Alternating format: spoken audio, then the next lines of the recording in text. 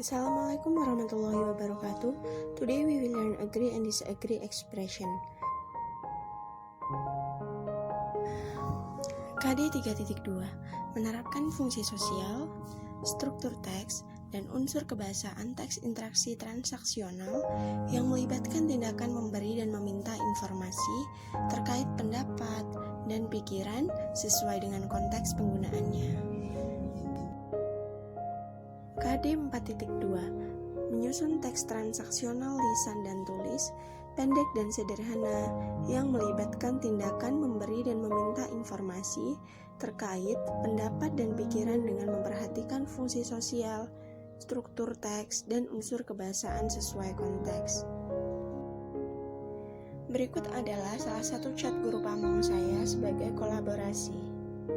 Nah, setelah pembukaan pada grup kelas, saya meminta siswa untuk membuka link yang saya kirimkan. Link tersebut berisikan: Assalamualaikum warahmatullahi wabarakatuh. Good morning student, how are you today? I hope you in a great condition. Di video kali ini kita akan belajar tentang agree and disagree opinion. Nah, jangan tinggalkan video ya, karena video ini penting untuk pembelajaran kita kali ini. Nah, anyone know what is agree and disagree opinion? Ya, agree opinion adalah ketika kita menyetujui suatu pendapat, baik itu lisan ataupun tertulis, dan biasanya disertai dengan alasannya. Contoh kata agree opinion adalah I agree with you, I in something with you, I totally agree with you. Nah, setelah agree opinion, kita akan belajar tentang disagree opinion. Anyone know what is disagree opinion? Disagree opinion adalah di mana kita tidak menyukai suatu pendapat orang tersebut. Pendapat itu baik lisan maupun tertulis, dan disertai dengan alasannya kenapa kita tidak menyukai pendapat tersebut. Contoh kata-kata yang menunjukkan bahwa itu adalah sebuah disagree opinion adalah I disagree with you, I don't think so, I totally disagree with you. Oke, sekarang kita akan berlanjut ke sebuah kalimatnya.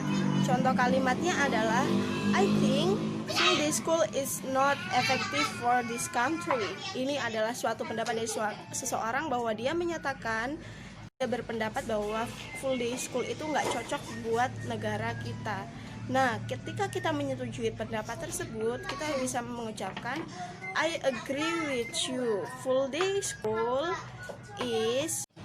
is not effective for our country.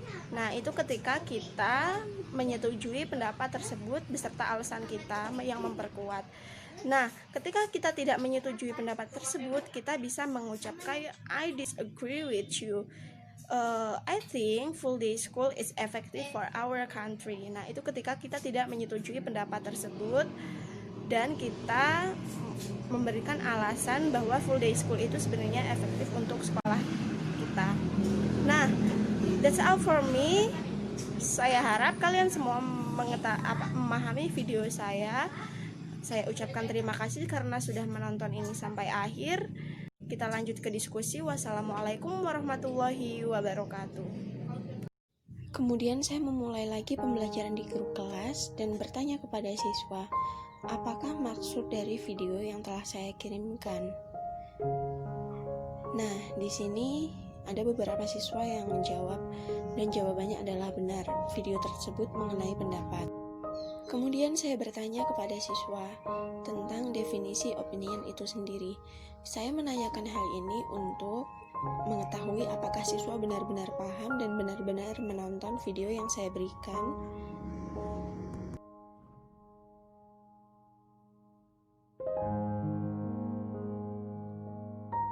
Setelah beberapa saat, ada siswa yang menjawab pertanyaan saya, yaitu siswa bernama Mita menjawab dengan benar apakah itu yang disebut opini. Kemudian, saya men-share link PPT pada grup Google Classroom dan meminta siswa membacanya.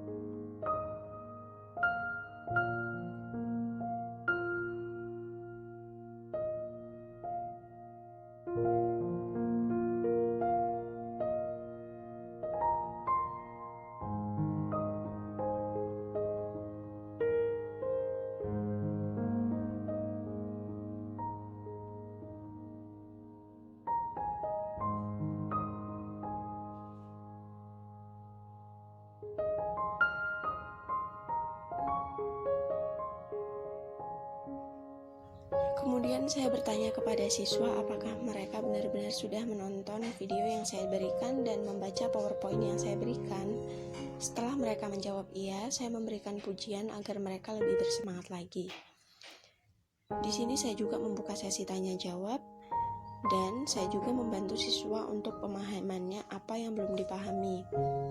Selain itu, ketika siswa bertanya, saya juga meminta teman-temannya yang bisa untuk menjawab di sini agar melatih kebiasaan mereka tetap aktif di kelas.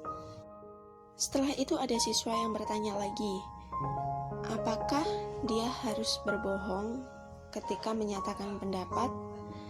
Nah, di sini ada temannya yang menjawab, kamu tidak harus berbohong, kamu harus berkata jujur walaupun itu menyakitkan. Nah, ini mempertandakan bahwa siswa di dalam kelas tersebut sudah mampu memberikan pendapatnya.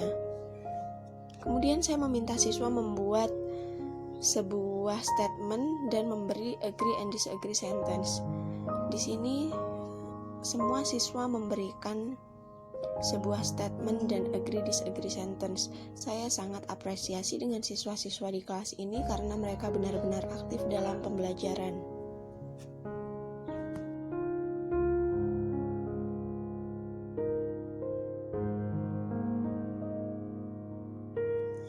Jam pembelajaran telah selesai.